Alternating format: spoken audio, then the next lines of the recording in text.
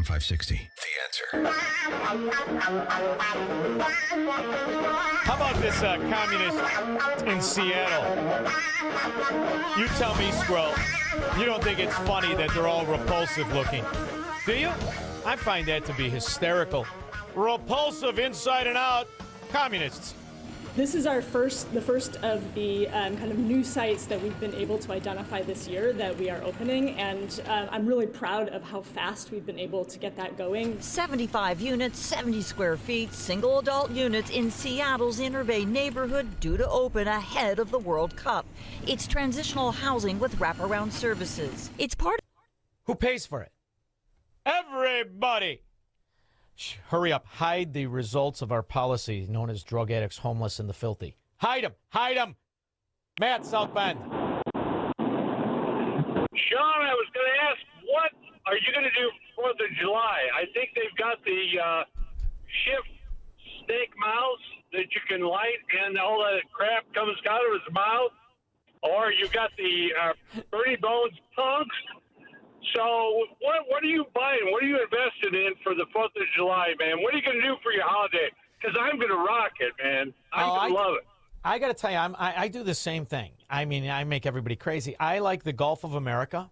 I like a very tight-knit group of family and friends, and I don't want to take any chances of ever bumping into a Democrat, so I live in Southwest Florida. So I'm going to take complete advantage of that.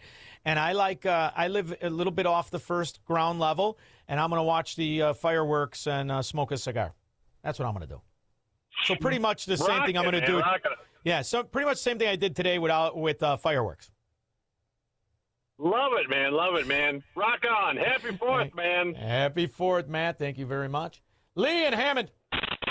Hey, Sean, I wanted to see if you heard about this one. I just heard reports about this over the last couple of days.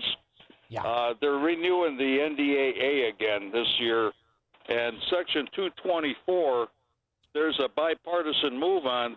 They have a new language you're putting into this thing that will meld the United States and Israeli military into one unit, to where Israel has exclusive access to our military technology, training, I guess, disposition, God knows what else.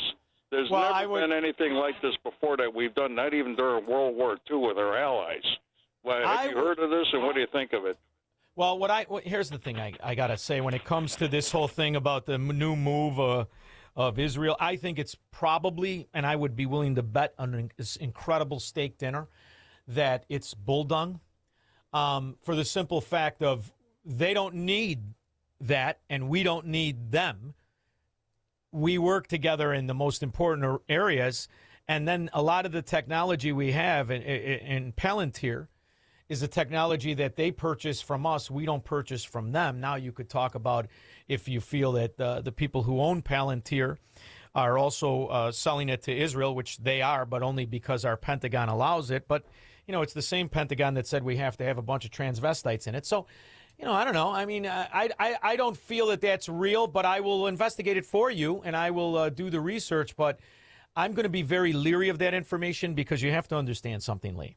When people talk about the Israel influence in America, which is, you know, sizable, those people that run AIPAC, those are Americans who happen to be Israelis and have Israel interest, which I have no problem with. They spend a lot of money, but then again, so does the healthcare industry. But one thing that's fascinating, Lee, is the massive explosion in the Islamo-Nazi money into American politics and propaganda. And when you hear these podcasters and all of this fraud like Candace Owen, understand that they are paid by Islamo-Nazis. So before you believe it, check it. And you want to know something, Lee?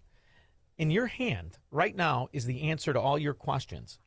You could actually possibly answer that question by going to ChatGPT, or you could listen to Candace Owen and see if this makes sense to you, Lee. Hold on. And on the day of Charlie Kirk's assassination, an Egyptian Air Force plane took off from Provo, Utah airport. They said, oh, she made a time zone mistake, like as if I'm on flight radar every day, accustomed to reading the data here. And tomorrow we will have more explosive information and revelations about the Egyptian plane. And when I tell you on Wednesday what we discovered about those Egyptian military planes, I think some more people are going to be on the run.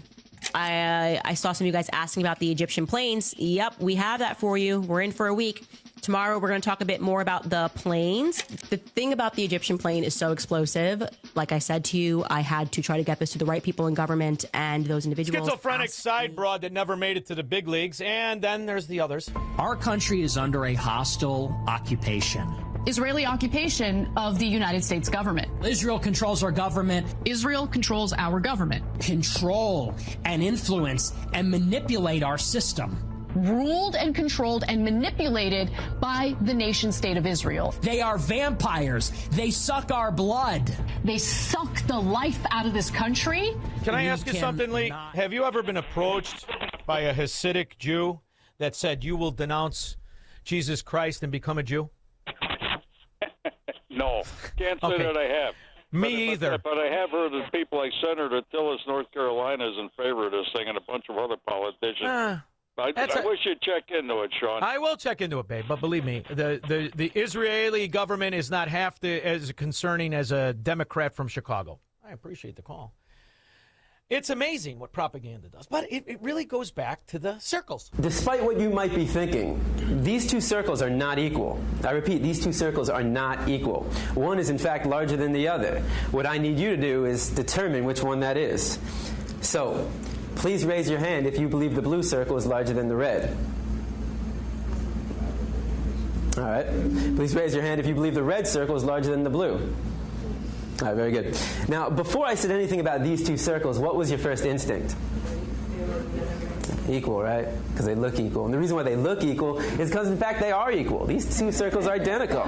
Yet I got just about every one of you to raise your hand and say that they're not. So what do we learn? That you can be manipulated like that to believe in something that goes against your natural instinct. By complete strangers. A complete stranger does that to you. Not somebody you love, somebody you trust, just some schmuck in a sport coat with a tie. Don't believe anything. But if anybody, whoever voted for a Democrat, opens their mouth, believe nothing. 312-642-5600. He believes in freedom, capitalism, and individual liberty. And because of that, he's become an enemy of the state. He's Sean Thompson, and this is The Sean Thompson Show on AM 560. The Answer.